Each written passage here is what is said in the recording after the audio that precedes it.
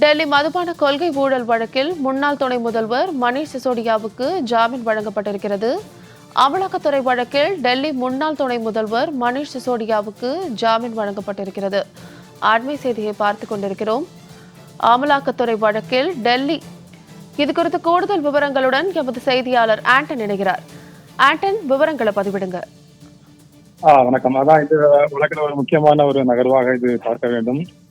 டெல்லி மதுபான கொள்கை முறைகேடு வழக்கில் மணீஷ் சிசோடியா தற்பொழுது கிட்டத்தட்ட 1.5 வருடங்கள் 17 மாதங்களுக்கு பிறகு தற்பொழுது மணீஷ் சிசோடியாவுக்கு ஜாமீன் வழங்கப்பட்டிருக்கின்றது.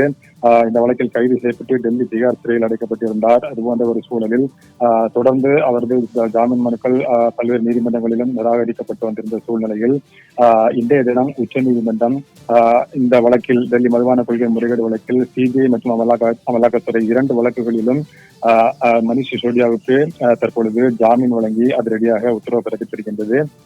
வழக்கு மிகவும் தாமதமாக நடைபெற்றிருப்பதாக உச்சநீதிமன்றம் கருத்து தெரிவித்திருக்கின்றது.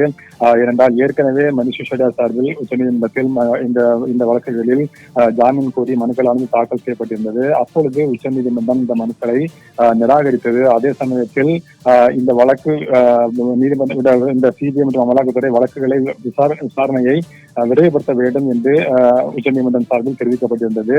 ஒருவேளை இந்த வழக்கானது விரைந்து விசாரணை மேற்கொள்ளப்படாவிட்டால் மணீஷ் சிசோடியா உச்சநீதிமன்றத்தை மீண்டும் நாடலாம் என்று அவருக்கு ஒரு அனுமதி கொடுத்திருந்தது உச்சநீதிமன்றம்.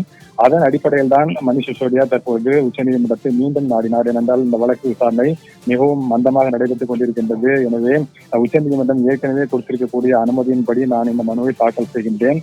அதன் காரணமாக வழக்கு விசாரணை மிகவும் தாமதமாக நடைபெற்றுக் கொண்டிருக்கூடிய சூழ்நிலையில் ஜாமீன் வழங்கப்பட வேண்டும் என்று மணீஷ் சிசோடியா சார்பில் மனுவானது தாக்கல் செய்யப்பட்டிருந்தது.